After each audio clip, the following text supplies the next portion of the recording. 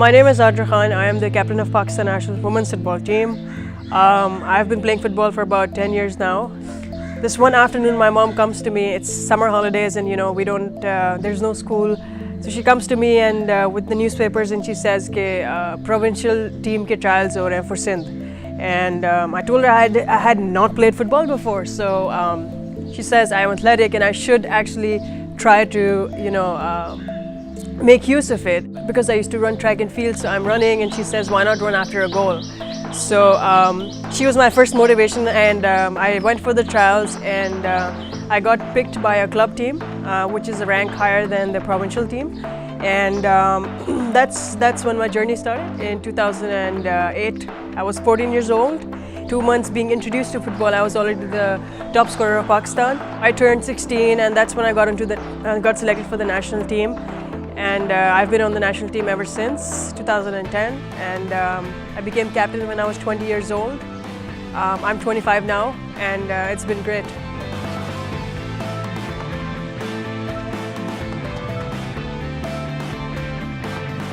My immediate family has always been supportive, thankfully, my parents and my siblings, but I had some hesitance from my extended family, where my uncles and my aunts, they were not actually okay with me playing football or me traveling abroad or me playing in shorts. But my dad stood up for me. He motivated me. I mean, the result was that my extended family, they stopped speaking with my family for about 4 years, and because it was unacceptable. Thankfully, thank God, I had support from my parents.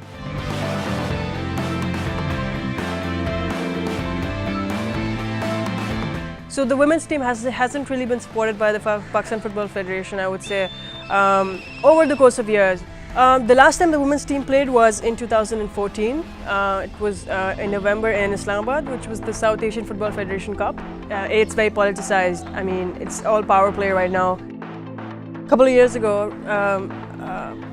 FIFA banned Pakistan Football Federation because of third-party interference. Is because some parties on the government tried to intervene and take over the federation, because the Pakistan Football Federation does not come under any government authorities. It comes under FIFA, which is the international body for all football federations across the world. The Pakistan Football Federation got banned, and then the ban was lifted. And right when the ban was lifted, the men's team took a trip to like 2 or 3 two tournaments and like 1 friendlies already, and the women's team has not done anything at all, the senior team.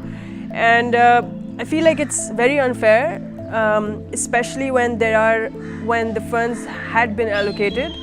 Every year there's a specific amount of budget that is given for every country's women's football and men's football development, international tournament. So it's really a lot of inequality that's been going on around.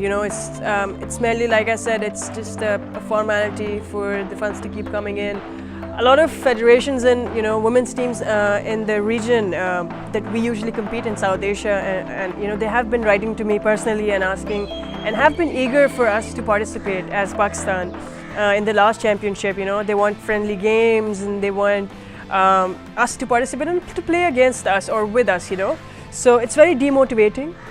It's very disappointing because, I mean, if other teams and if other regions and if other federations are looking forward for Pakistan to participate in their tournaments or in tournaments they're part of, then why do we not have the support that we need from our federation? Women's football across the world, it's the Women's World Cup this summer in France, and women's football around the world, the development is on fire, except Pakistan. Why? From a footballer, if you take away the right to play football or the chance to play football or to express themselves, it really takes a toll on the mental, I would say, mental health of the athlete, as it has of mine. I have clinical depression, I have functional anxiety, and football used to be my sanctuary, my expression. Football used to be, it was a way of life. I used to eat, sleep, breathe football, but but it's just that ever since we've stopped playing these international matches, it has really taken a toll. Teams abroad or in the region think about winning, but all we want is a chance to play.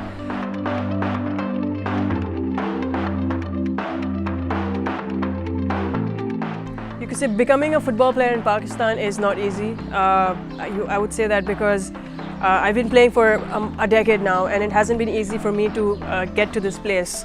It's how it is for everything you want to achieve. Now, goals बड़े set करेंगे तो फिर you get somewhere. The higher the goals, the farther you get. The adrenaline that you get from playing a contact sport and doing well at it, it keeps me going. And the sport that I've gotten now, I mean, at the point that I am in my career as a football player, it's been great. It's been immense. Now I want to be an example for the girls that are coming up.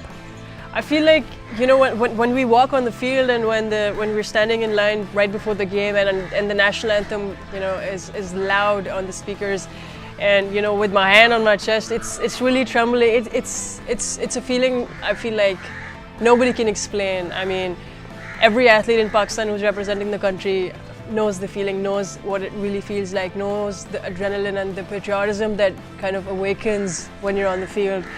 It's just you just want to get out of there and you just want to perform and represent the country and do the best you can ever do.